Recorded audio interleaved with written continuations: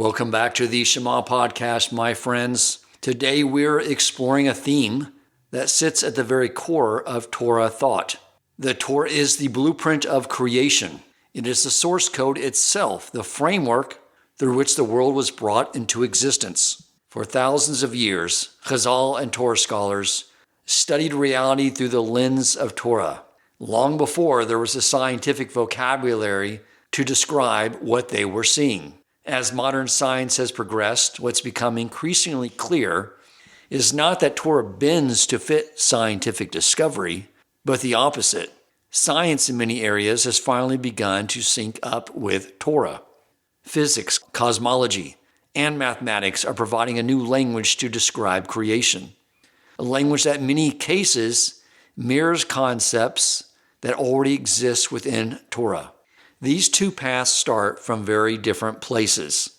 Science works upward from observation and measurement. Torah works downward from divine intention. But over time, we're watching science arrive at truths that Torah has been pointing to all along. That said, there's a very clear boundary. Science can describe the how, the laws, the mechanisms, the structure of reality. Torah alone addresses the why the world exists, why these laws were chosen, and what purpose creation serves. Today we are joined by Dr. Berel Epstein, and we're going to engage in a conversation, a Q&A, driven mostly by some brilliant questions by some brilliant listeners in the Shema Podcast WhatsApp community. So today, as we dive into our conversation with Dr. Berel Epstein, we'll explore exactly how these two realms meet and what that means for us. Welcome to the Shema Podcast, the podcast for the perplexed, where Torah insights intertwined through personal stories as well as interviews with leading Torah scholars demonstrate the empowering qualities of Torah and mitzvot. To share feedback, suggest future topics, or ask questions for the host or his guests, click the show notes to join the growing WhatsApp community. Now to the show. Dr. Epstein, thank you so much for joining us once again. Of course. Thank you so much for having me. Okay, so let's get into this because a lot of great questions that the Shema Podcast audience via the WhatsApp group community has shared here. And I'm really interested in getting your take here. And I think we discussed in the last episode we did that, we really are just talking two different languages, two different sets of lingo when we describe creation, one from the vantage point of the Torah and one from the vantage point of modern day scientists. Is that sort of an accurate way of looking at things? I think it's definitely one good way to look at it. Yeah. So one of the areas where I want to start is that it seems that the more scientists understand the makeup of the world, they understand the building blocks, they understand the physics, the rules for how the world operates, that it actually continues to strengthen the Torah position of an infinite eternal creator and weaken that position of the atheist. And I wanted to see if you could talk a bit about that from your vantage point as a Torah observant Jew and as a physicist about this very idea. There's been a number of findings, especially in modern physics, that really push the pin toward Judaism from wherever it was before. And one of those would be the universe having a beginning. For so long, physics had agreed, and it was considered, a fact that the universe was eternal. And the Rambam, he responded to it. I don't know if everyone was convinced, by his arguments at the time. And it turned out that the Yidden are right, and that the universe does have a beginning, which is an incredible thing. And so that's definitely been a shift that all of a sudden physicists now have to deal with. What happened at the beginning of the universe? Where did the universe come from? What was it that caused the beginning of the universe? And that's led to some good and bad theories. And the other thing that really has changed the conversation is fine tuning. I had mentioned last time, this property of fine tuning that we look at the universe, and there's all of these properties that are very tightly fine-tuned to the degree that if you would slightly detune one of these parameters, the whole universe, not give us matter or stars or life, all sorts of different levels of the pathway toward life that wouldn't be there. I mentioned the electromagnetic force, which, allows atoms to stay together in molecules. If not for exactly, having the right force, we just wouldn't have the kind of matter we have today. There's a parameter about the nuclear efficiency of fusion from hydrogen to helium.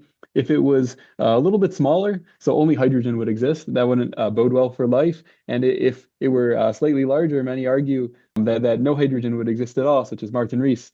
And there's, this cosmological constant, the ratio of the density of dark energy to the critical energy density of the universe. And if it was slightly larger, space would just expand, and you wouldn't have stars or other astronomical structures. Let's tackle a few of these and delve into some of these ideas, because I'm curious to know what the physicists that are not buying into this idea of an infinite eternal creator, what their arguments are. Like starting with the fact that once we discovered that the universe has a beginning, then you sort of get into this endless loop if you say that if the universe is finite and non-eternal, and something else finite, non-eternal created that, I mean, there has to be, we're sort of stuck in this cause and effect until eventually you get to, it had to be something infinite eternal that created something finite in non-eternal. But I'm curious to know what some of the arguments are against the fact that it was an infinite eternal creator that caused the finite universe to come into existence. Sure. Yeah. So some suggest a multiverse where there's all of these different universes that are constantly popping into creation, which doesn't exactly answer the what happened before our universe. It just suggests there was something. But I think either way, they have to make time into a dimension. Just like we have the three spatial dimensions, they make time into a dimension. To be honest, the Rambam also, he made it into a dimension and was a significant influence on Isaac Newton, as they found. He was a massive Maimonidean. He was citing Yerushalmis. Oh, wow. It's not well known, but yeah, it's worth looking into. And so they have to, science has to understand that there's something outside of time, because if you say what happened before that time, they're not going to have an answer with that, or else they can, some have suggested like a universe that's constantly expanding, then contracting. So there's infinite beginnings and infinite ends, which of course, they have to make a number of very interesting assumptions to make that work. The Physics to God podcast goes through some of those arguments, and a person can kind of see what they think of it. And not only the fine tuning though, also another thing that may suggest is that there's certain properties which we conveniently don't have access to or know about, which make all these properties, exactly what they should be. So you have to ask, what is that property that sets those parameters, and where did it come from? Right. That in itself, it doesn't quite answer the question. But I think a lot are happy to say, look, I don't know, I might never know, and they kind of get on with their busy lives. Because their job is to understand this physical world is the way they look at it. And so why look at what caused the physical world to come into existence? Is that sort of the mindset in a lot of academia? I think so. So it's, they're normal people. So it's people have their own priorities. I'm not being judgmental by any means, considering I spent the first 40 years of my life using Big Bang as my argument for my atheism. So I understand how we can ignore things that are sort of right in front of us. So, but you sort of getting this fine tuning, like there's so many things that are just the level of precision that has to be in place for life to exist.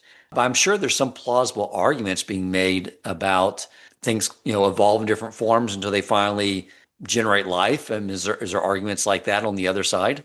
For sure, yeah. They have different, especially with like quantum mechanics. They see that there's a certain amount of randomness. So some people have even claimed every time you have a quantum collapse, there's a new universe created. The problem, I guess, is we've never seen these universes. So it's very nice they have these theories, but the ones who are mocking the Jews for proposing something that we can't see, so they're stuck, doing a lot of this. And not only that, but the fact that there's so much that physics tells us there's no way we'll be able to determine. That sort of humbling reality that physics has recently come around to, which is that there's all these items pointing to something beyond us. There's a speed of light, you go faster and faster and faster, but you can never reach it. There's something that's permanently beyond us. Gödel's theorem, a lot of mathematicians like this, where you try to create a set of properties and equations, and you can never, in a self-contained way, prove exactly all of the principles that you've identified within there. So mathematically, there's always something that you can't prove. And even the universe itself, some people think over time we're going to just learn more and more, and then all the areas where a person could find Hashem they'll get closed by science. Some people want to say, a God of the gaps hypothesis. But the truth is that that's not necessarily the place where people are getting their Emunah. Just from this one argument of this particular thing, we can't explain it with science. There is such an argument, but there's plenty of other huge lists of different reasons that people believe in Hashem. And furthermore, it's possible that the opposite is happening. We used to think we understood almost all of the world, and there's dark matter, there's dark energy, and that's the vast majority of the world. So we're sort of like, the more we learn, it's almost like the more there is to know, and the more we realize we don't know. So it sort of has the opposite effect. Right. I assume the reason physicists are drawn to this profession is there's a sense of, I assume, of awe that is probably common throughout everyone in your field of work when you're studying the properties of in the vastness of the universe. So you were talking about fine tuning. You were talking about a lot of these areas that allow the world to exist. And if any one of those was off by just a small amount, that the entire universe would collapse. You're starting to mention those. I sort of cut you off, but I mean, would you like to expand on any of those further for the audience? Because I think it does create we all learn about Hashem is constantly creating the universe, and when you hear about these things, as you sort of, I think we're getting at with your book, it does instill a very deep sense of Emunah. So expand on those, if you will. Sure thing. Yeah, and I recommend The Cosmic Puzzle by Harold Gans. Goes through in much more depth than I even would know to a lot of these parameters. Another one, the ratio of the gravitational energy. If it's too small, no stars can form. And if it's too large, no stars can survive because the universe is too violent. And that's, again, according to Martin Rees. And he has a list, and others. Many have different lists that probably the number is like 70, the different parameters. And it just really makes a person see there's an intellectual argument to be made like this, to say that if we see this fine tuning, it's really a sign that there's something intelligent going on. And then there's also the sort of intuitive way of understanding it, which perhaps is even better. My father once mentioned, you look outside and you see the sun shining and the squirrels climbing up trees. And is all of this random? Is all of this, meaning you could intellectually justify many things, but when it comes to a person acknowledging internally the absurdity of suggestions of every moment constantly universes being created versus the sort of resonant understanding of the whole world really being just one universe that Hashem designed, and underlying all of it, this beautiful unity that science itself echoes. I think that's the more mistaver approach. And there's many midrashim about Abraham as a young boy discovering belief in one God and that there is one creator through this very means, by just observing the world around him. So I think that's why this exercise is, I think it's always a great starting point. This is my starting point. I think it's a great starting point for many people in beginning to recognize and understand and develop a relationship with their creator. So anything else you want to add on there as far as like more the continued modern discoveries of physics that continues to strengthen the argument for Hashem and weaken the argument that the atheists are making these days? Sure. One of them is the unity that we see in the world. That Judaism, it's all about oneness. Shema Yisrael Hashem Elokeinu Hashem Echad, and on that day, Hashem will be one, and the world will be one, and His name will be one. And Shem Yuchad Kudshevrichu is things people say before every mitzvah, that there's this big with Abraham's whole concept of oneness, the whole idea of like human justice. Well, if we're all really one, so now we have to care about other people and make them part of us. So this whole concept of oneness that completely transformed the world. So we see in the universe this incredible oneness of the volume in the universe. When we go to the beginning of the universe, it goes to a single point, and the entropy of the universe, when you go back in time, there's only a single state. It would suggest everything's one. And then quantum entanglement is an incredible thing, that you can have one electron on one side of the universe and another electron on the other side of the universe, and they can be quantum entangled, where you measure the property of one and instantaneously the property of the other one. And it's not because they transmitted information at faster than the speed of light, according to most theories. It would be that they're essentially one, and proof to that also is a phenomenon called fermion pressure, where you put a bunch of electrons in a box and they repel each other, not because of pressure, but because when you express, a single electron in the perfect mathematical way, you really have to include every other electron in the universe in what they call a symmetrical way. And that's also responsible for Einstein, Bose-Einstein condensate. That's with bosons. And there's these sort of Like, explain that a little more, like, because you're talking about advanced concepts here to us lay people. So yeah, explain like this whole idea of how to understand an electron in one point in space, it will tell the properties of electron in a different point in space, which could be on the other side of the universe. For one, like how was that sort of discovered? And explain that a little more for us who are not familiar with these ideas. Sure, sure. So there are experiments you can run where you take a vacuum and you generate, say, an electron-positron pair, and then you measure a property called the spin on each side and see that, your observation of one tells you what it should be for your observation of the other. So that's one way to discover it. But another one is that because of this fermion pressure, for example, of a bunch of, electrons, or also, any gas also in a box, you'll have pressure, but you'll also have this fermion pressure. And if you would describe the electron on its own, to say I have an electron and you describe it with a wave function in quantum mechanics, which is a function that satisfies Schrodinger's equation. And you get certain interesting properties out of Schrodinger's equation. You get a cat that's both alive and dead. You have superpositions of things. And within that superposition framework, you find that in order to reproduce these phenomena in the physics, you have to express every electron as like a superposition of multiple electrons, in a certain way. Say, well, this electron up and this electron down, a certain description of what you'd call sort of like the spinning of an electron. Electrons, you could say, spin in a sense. It has the properties of spinning charge, and when you connect. And also by position, fermion pressure. If you try to put a bunch of electrons in the same place, it's not going to work. Whereas bosons, they want to be in the same place. And it's all because of these, as far as we know, these sort of strange mathematical formulations, which for whatever reason require that all matter be treated as one with all of the other particles of that nature. And not only that, but the last 5 years, even electrons and other particles are entangled. So literally only the last 5 years, we've learned that every particle in the entire universe is quantum entangled with every other particle in a way where that which Judaism has always said, that you do an action here and it impacts the rest of the universe instantaneously, or like the shalshelis, that our actions go up and then comes down, the effects from Hashem, that this sort of phenomenon that people used to think was, a little ghostly. Today I think most physicists understand that, that everything you do, it's instantaneously affecting other things. It's sort of a fascinating oneness that we see that speaks of the oneness of Hashem. Ein od milvado. When you think about it, as you break down more into the subatomic world, the very things that are creating our physical body are also the same building blocks for the oxygen that separates the space in between us, correct? Correct.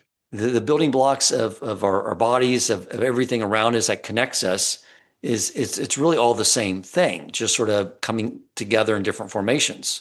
Am I saying that? I don't know a way that's from a lay person, but you sort of hear what I'm sort of getting at, is that there is inherently an interconnectedness between everything in the universe for that reason. Absolutely. So let's sort of talk about this already, but I want to delve into a little more, especially since we just recently started the Torah over again. We studied Bereshit. I wanted you to talk about the language that the physicists use for the Big Bang Theory, and the language that we read in Bereshit and the Kabbalists teach us as well about the creation of the world, because it definitely seems like they're describing the exact same thing, which was totally just different language. If you could speak to that. Sure. There's a lot of understandings of it, and I'll try to highlight certain ones.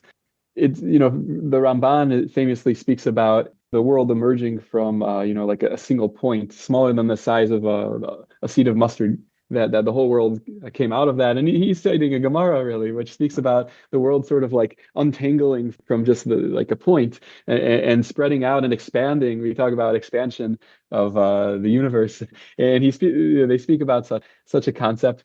And so that definitely, makes a person think when you see those parallels. And there's actually some interesting, Gerald Schroeder has a well-known approach. Some people agree with it, some don't. I think there's a lot of, there's many perspectives within Torah. And one of his ideas that time has sped up. So when it talks about a day, it could be a very long period of time at first, and then the next span of a day is a shorter period of time. And he goes through, the math in a particular way, but the whole concept itself really is something that a person can understand. That these days we understand that with relativity, time is flexible. It depends on what frame you're in, how fast, how long something took. It all depends how fast you're moving and how fast, that thing's moving. And it's not only Gerald Schroeder, the Leshem, the grandfather of Rav Yalshev says this, Rav Shimon Schwab, this was his perspective.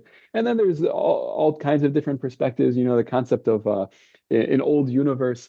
But some of what we see, it just talks about the earth should bring forth creatures. The earth bringing forth creatures, that's a little, that's interesting, that Hashem created man from the ground. And there's a lot of whether, meaning like that which we see when we look back, it's not necessarily the reality. And that which we project into the past, it's not necessarily reality. But I think a projection itself, any appearance, one could suggest that it is, Hashem creates all of the appearances of everything. And so if we're looking back and we're seeing these things, it could be that it could be true. It could be an echo of these realities of the Torah that Hashem puts there, so that when we look back, we see these realities that are Kabbalistic realities, and sometimes we think it's just supposed to be science, and sometimes it's one or the other or both. Yes, because we know from Einstein that space and time are tied together, right? We've all seen those sci-fi movies where someone leaves this planet traveling at a speed near the speed of light, and they travel for 6 months, but when they come back, it's decades have passed, or probably more, right? So we know at the beginning of creation, when we look at those first 6 days of creation before Hashem created man, that from Hashem's perspective, it says like it's much different when space is expanding dramatically at the beginning of creation, as far as how you're measuring time, I would assume. So that's why when we look at it from our perspective, and the Kabbalah sort of break down a lot of the mathematics behind the actual age of the universe from our perspective, it is the billions and billions of years that modern physicists have concluded at as well. I've heard Rabbi Yokov will be sort of break down some Kabbalistic works, and they go through the mathematics of that, and it sort of matches up with where physicists are today. But however, from the perspective of a creator, that entire time of the universe beginning, from that perspective, it would be like 6 calendar days are to us. So it says in Tehillim that 1,000 years in your eyes, Hashem, is like a bygone yesterday. And there's all these different ways to do the calculation. Rav Aryeh Kaplan, he has a certain way, and there's different, I cite some in the book, and it ends up, when you multiply things out, you get to, I think anyone for maybe 5 to 30 billion years, depending on how you do the calculation, which lines up very well with, I think these days it shifted from, 13 to 15 billion years for the age of the universe that scientists are suggesting. And, these calculations, of course, you take them with a grain of salt. It's based on, right, give or take, give or take. But it's, we can't really see directly the universes. But it's also worth mentioning that the Rishonim, many speak about how the Bereshis itself, the creation of the universe, there's hidden mysteries in it, and all of them allude to it. And the Sefer HaChinuch, and it's understood by the Rishonim that it's not just telling just like a simple shot creation story. And you see, when you look at the Ramazim and the Drushim and all of the Kabbalah, everything people say about Bereshis, there's so much depth and so much understanding. And there's sort of this understanding that the Rishonim have, which I think is it points us to something. Why should they have said that? How did the Rishonim know that there was so much depth in there and so much that hidden, and that it's not just a straightforward simple story, say. And I think that really is a concept in Bereshis and a concept in Torah, being able to see multiple layers. I think a lot of the supposed conflict, between science and Torah is people having such like as you spoke about last time, a binary way of seeing things. It's either this way or it's that way. As Yidden, who we study the Talmud, and we see all these layers and all these different ways in which one thing is said, but really these different things are meant, and how to understand what's really going on. And I think that's what creates a peaceful society. It says the Loimdei Torah, those who learn Hashem's Torah, are the Bonei Olam, Bonei Shalom. We create shalom in the world. And I think it's through this, being able to see the world in depth and in layers, and not just to get stuck in these kind of surface level binaries. Do you see any conflicting information between what physicists today are, how they're describing the origins of the universe, and what our Torah is saying? Good question. I think it very much depends on the perspective. I heard two shiurim regarding evolution from, one was Rabbi Aaron Feldman, the current Rosh Yeshiva of Ner Yisrael, and the previous Rabbi Weinberg Zatzal. And they both, speak about the concept of evolution. And Rabbi Weinberg said that let the scientists say what let them determine it, and then whatever that is, that he said, what's the problem with evolution? And then Rabbi Aaron Feldman, he knew one of the main scientific critics of evolution, and his understanding also was, he brought a raya from Bereshis that's neged creation, that's suggesting that it's a neged evolution, suggesting that it's really not based on like the seventh day and what happened there, and so I think it's. Sometimes it's really hard to know in science, or in Torah. I mean, it's really hard to know like how literally to take different things, and so we really rely upon the tradition. But the Masorah itself is it's a breathing, living organism, meaning it's rigorous and it's clear, and at the same time it has multiple faces, which are all Torah. It's like quantum superposition, where you can have multiple understandings that are all valid, and I think it depends. Different people. From different communities with different Rabbanim often will have different perspectives. And I think the main thing for a person is when there's all of these paths for resolve, for connecting Torah and science. And I list, 5 different options in the book, general klalim, and each question has more answers you could give. But these 5 apply to everything. And I think a person can speak with their Rav and to see, how does their Rav understand, the people they respect most, how does that person understand the Torah and what the Torah is saying? And then a person can then be able to interact with the science and to put it in the proper place in creating a whole unified and enlightened worldview. Let's talk about quantum mechanics. So in quantum mechanics, what we understand is that the observer is not distinct from what he is observing, that there's this connection. We sort of discussed that to some degree already. Does that tell us anything meaningful about our consciousness, which, according to our consciousness, is our spiritual essence? What can we learn from that? Yeah, it's an interesting question, observation that amongst treatments of quantum mechanics and interpretations, one of the the main ones is probably I saw one study that the most common one is the idea that an observer or observation affects the world itself. That that you take a certain quantum system and then you observe it, and mathematically that's how we treat it, in graduate school, and you see that that observation, changed the actual state of the matter. And one can never know, was it the observer or the observation? Meaning you can try to think of an idea to have, a machine that measures exactly what happened. And then afterward, you have a recording, and then after you go and then you see the machine, and was it the machine that caused the wave function to collapse, or was it your conscious observation?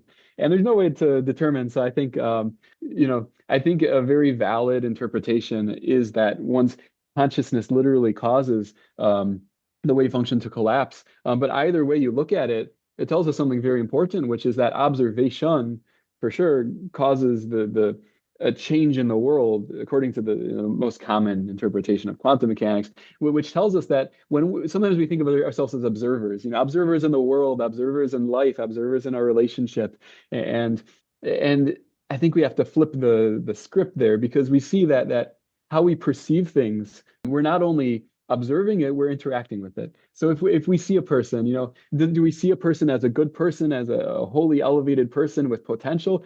Because our observation is going to affect that which we're looking at. The wave function is going to collapse into that which we're seeing. And how we see ourselves, do we see ourselves as physical animals with just a body, or do we understand that we have a mind and we have a soul, and we can achieve godless? And also, how do we look at women? Outside of the frum world, outside of the religious Jewish world, the way by looking at women in certain ways in society and making them sort of into what men want them to be. So we're sort of causing women to betray their own selfhood and their own values, overlooking their own unique gifts and role, and kind of just becoming what society wants them to be.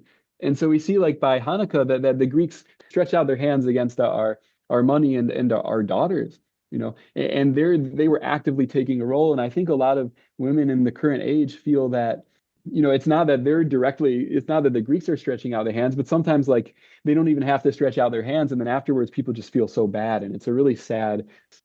You made a very profound point that we influence others more than just with words. It's just when we see someone, the way we perceive them can have a positive or negative impact on them. And we know this not only from the Torah, but we know this from what you said from studying quantum mechanics, that the observer is not passively observing things. It is influencing the physical world. That's what we now understand. And so when we observe someone and we think something positive, it actually helps bring out positivity in them and vice versa. There's a Pirkei Avos where it begins with the rabbi sent them out to each identify what's most important. I believe that the answer was, and one of these was, a good eye, correct? Really so, yeah. That tells us the importance of just observing everything with a positive eye. And you're absolutely right that one of the things we're very focused on, that's such a huge test today, is for the man to guard his eyes, but to understand the negative impact that has on women. When they do look at a woman as being a physical being instead of being a spiritual being, that has a negative impact on them as well. Absolutely. What else have you seen about this idea, how just the way we look and we judge and we evaluate in our mind influences, what actually takes place in the world around us? So one thing that perhaps we see here by observation and quantum mechanics is sometimes the way we perceive the world can be something that's scary and it's against us. We have to worry about all these different forces, not just, as long as if we're doing what Hashem wants, so we should be relaxed. But I think in the world, there's a lot of fear and people take all kinds of, extreme precautions, and based on like the fine tuning that we see that a small change in the whole universe can collapse. So in a sense, there's something scary there. Rabbi Nachman of Breslov says, Kol ha'olam kulo gesher tzar moed, that the whole world is a narrow bridge. And I think that really, and we see this in the fine tuning, this concept of Rabbi Nachman of we're going through life and we understand in our observations, things often can seem scary and overwhelming in life. And really, I think the fine-tuning is not only an indicator of God's existence, it's an indicator of God's active presence. And we see in like Tehillim, Shir, Lamalos Esa Einai El Haharim, Me'ayon Yavo Ezri Me'im Hashem, Osei Shamayim Va'aretz. And I think the way we see the world with bitachon also, that when we can look at the world and see that Hashem neither slumbers nor sleeps, and we understand that the way we perceive the world as all coming from Hashem, that every event in our life, when we perceive that event is only, Hashem's kindness, and that Hashem knows, what's the best thing that can come for us. So I think that really not only impacts the way we see the world, but it also impacts the world that we make it. And I think children pick it up when something happens. How do we react? Are we can't find a parking spot? Are we upset about it? Or, do we have bitachon and Hashem? And that's going to be inside their bones when they grow up. Our experience of observing really creates that reality for them too. So it seemed to be that the more that we exercise Emunah and Bitachon as our hafshkafa, our worldview, that only makes and creates more serenity for us in our own lives. But it seems that what you're saying, that it's actually influencing the way the rest of the world begins to see the world, not through us talking about it necessarily, but just from us viewing the world in that way can have a positive impact on the way the other people around the world view things as well. I believe so. And we see also a raya from Ayin Hara, for example, that, the Acharonim, I believe, say that if a person would exercise if a person who holds of the concept of Ayin Hara, so he has to be concerned about it. A person who's not holding of the concept of Ayin Hara, the idea that, the way someone looks at something, if a person's jealous from something they see or whatnot, that's going to cause harm to that that system. So we see that both observation can affect something through that, and also we see that the way we look at things in general can affect even what forces are going on. And I think by hashgacha also, that a person who looks at the world and expects to see hashgacha pratis, so that person sees more hashgacha in their life, whereas a person who's just like everything's just random, so like their whole life just feels random and everything. And Hashem says if you deal with me with carry with like letting everything be chance, so sure, you think everything's chance, I'll let it all be chance. So we see that also Hashem makes it in such a way that the way we see things is ultimately going to come out to be how things affect us in our lives. Right. Here's another question from a dear friend of mine, David Block. He asks, physics can describe the laws of nature, but not where they come from or why they stay constant. How do you think about this, the source and stability of the laws of physics? It's a very interesting thing that we are so used to the forces being constant. And we take it for granted, but if you just had infinite universes, and statistically there would be some experience of the world.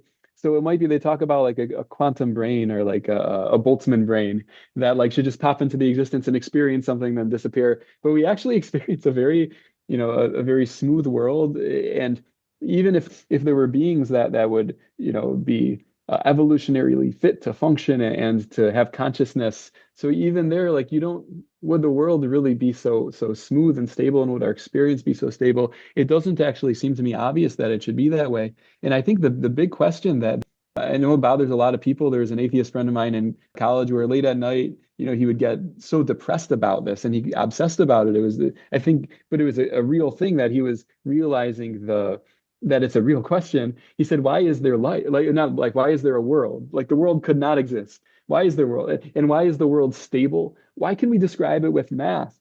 Okay, so if it has stable properties, great, but that we could use our minds to write mathematical equations and predict, what's going to happen. I think that's an incredible thing. Wigner writes about a famous mathematician, and why should we be alive? Why should we experience our reality and not just be living like robots? With AI today, it's like you start to see the difference between like what it means to be a person and what it means to be a robot. And you can imagine life would be like AI, but it's not.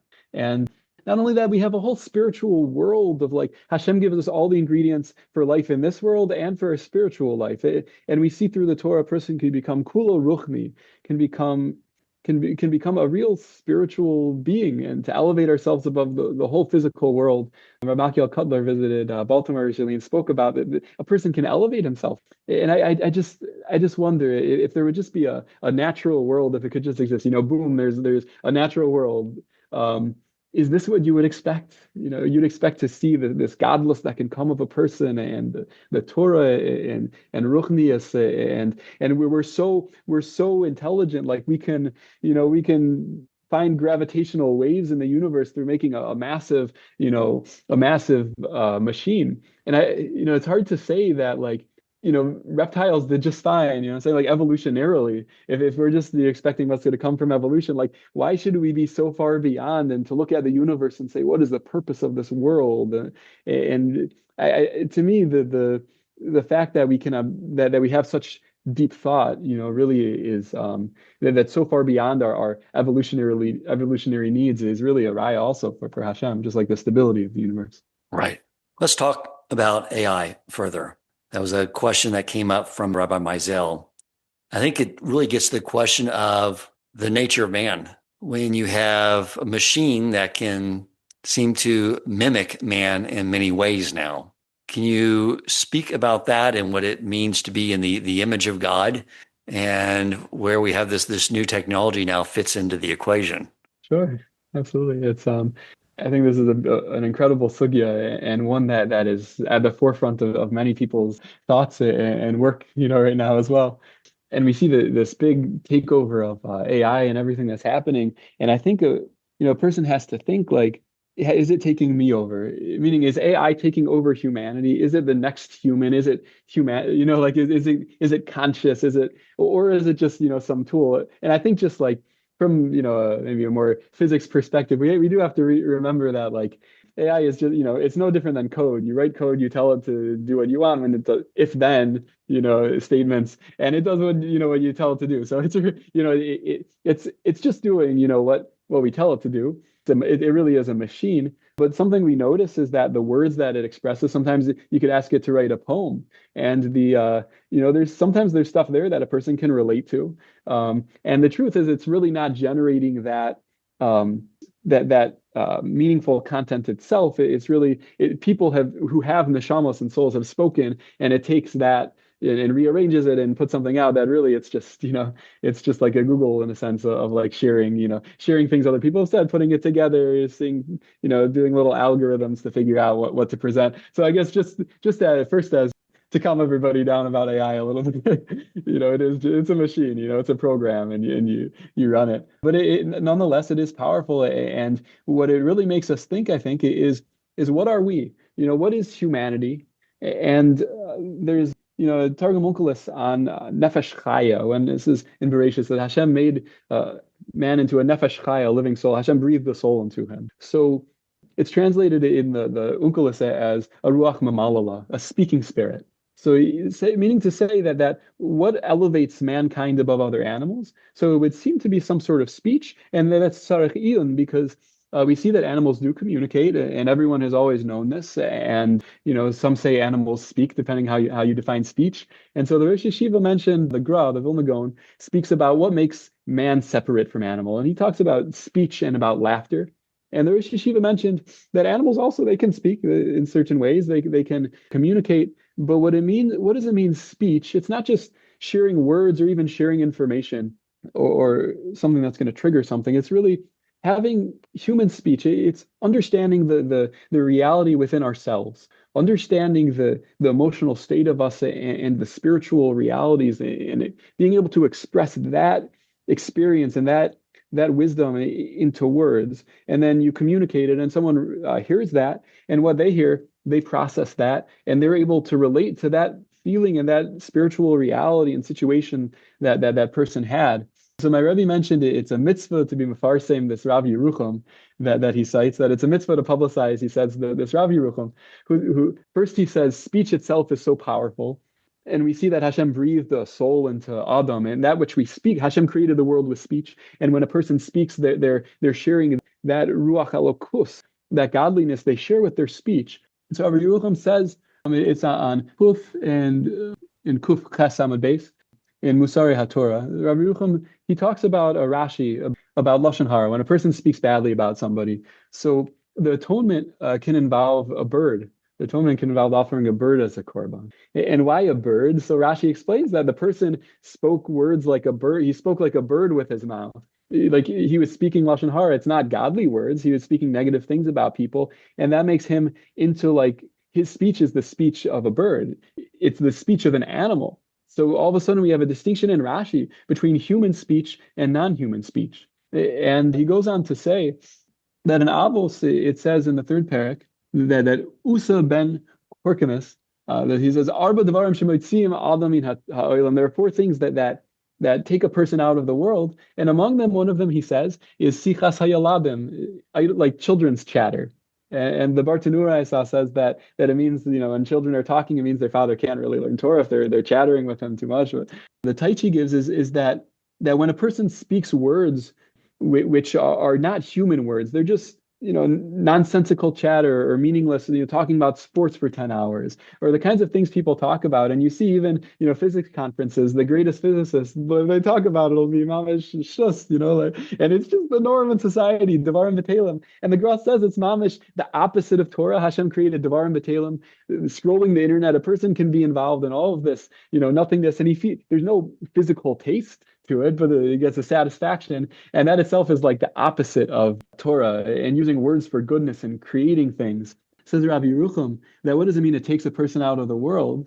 It takes the person, when a person speaks like this, the thing that makes a person unique, it's getting rid of that out of the world. It's taking that out of the world. The person's lost his humanity. He's an AI bot, and so then what it brings us to is like, who am I?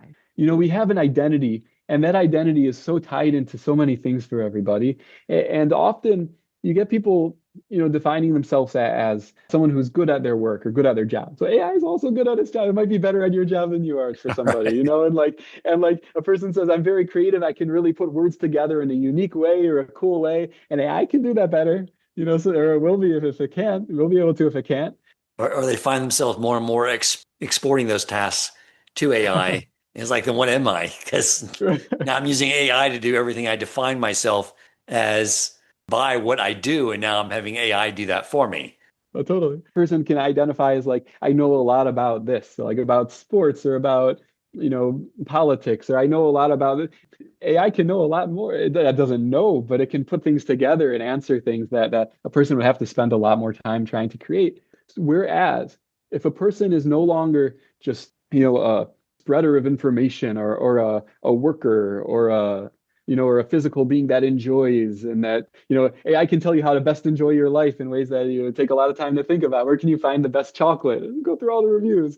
And, but life as Yidden in the world, if what we see ourselves as is an Eved Hashem, someone of spiritual depth and importance, where it says the whole next world is only just a cent of the next world is greater than all of the physical world. And Rav Dessler says the whole physical world, every person, all of experiences through history, the next world is a cent of that is greater than that. And yet says Avos that a moment of teshuva in this world, one moment of coming closer to Hashem is greater than all the next world. And that if a person identifies himself by tshuva as what's my connection to Hashem, am I growing close to Hashem? So there's no shaykhis to a robot. A robot doesn't do teshuva. Opal gave me some kind of fake references, and I asked if they're real references, and it said, "Oh, I'm sorry, I lied." Then it happened again, and I asked it, and it didn't say it lied. It said, "No, they're real sources." Right. And then there's no tshuva. And finally, just the moral thing that comes out of it when we engage with people. And we see that speech is something that comes from within and goes to someone else, and it's a real experience shared. If someone expresses to you that they're having trouble with something or they're ill and they're worried about their health, so is your response just like an AI response? Is it like, I'm so sorry about what you're going through, and it's just like an animal just responds without, it just gives you a response like AI. Right. Or like, do you feel mamish their pain and they realize how you feel their pain? And then when you express words, you see that they care not just about how it affects themselves and, what it's going to do to the following the run and whatever. And like, but how you feel about them. And these sorts of things, if we define ourselves by chesed and interpersonal relationships and depth, if we're people of depth, so AI is no threat. But I think there's an idea here too, that all this advancement in technology, and especially with AI being, I think, sort of like the last area of this that's really helping us identify at the heart of who we are. It's helping us with that because it's easy for people to identify one with at the very surfacey level with their possessions. People have wealth, they identify, I am this house and I am this car and I'm all these things. I'm this person at this job, whatever. Anyone who begins their learning can quickly strip that away, that it comes all from Hashem. But then we get this next layer, and it's like, okay, well, I'm this body, the who I look at in the morning when I look in the mirror. But that's not us either. We don't take that with us when we leave this world. So the last area really is our intellect. And, I was sharing with the audience how on a previous episode, I was having some like health issues over the summer, and it was just one of the things that was just, I had massive brain fog. Like just intellectually, it was just like things weren't working right at all. And it reminded me of the story of the Lost Princess by Rabbi Nachman, where the viceroy, he's on this spiritual journey and he brings his horse and his servant and his money.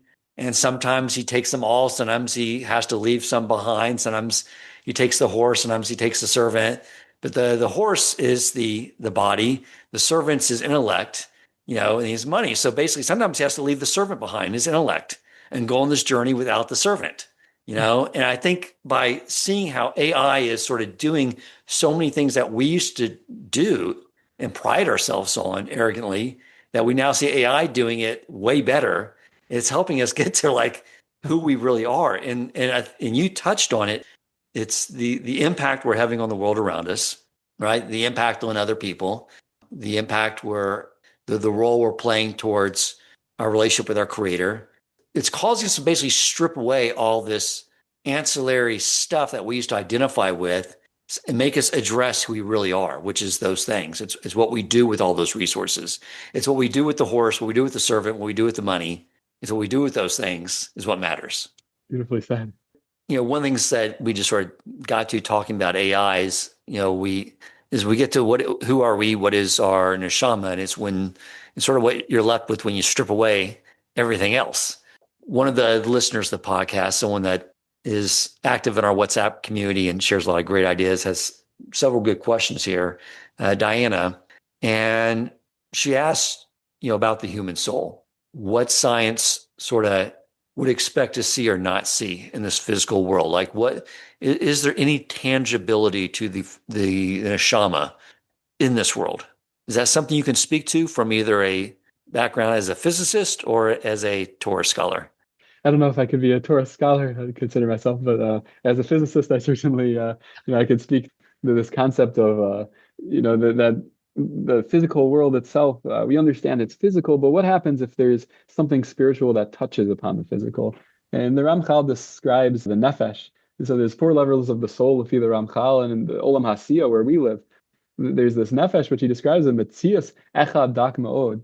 And he goes on to describe what sounds a lot like DNA, of like it creates the structure and of a person versus an animal, and the wisdom of a person, this person's seichel and intellect comes through it. And so I asked Rabbi Hopfer, and I asked my Rebbe also, and they both said that the nefesh is not something you would see in an experiment, even though it's the most, it's in metzias echad dak ma'od.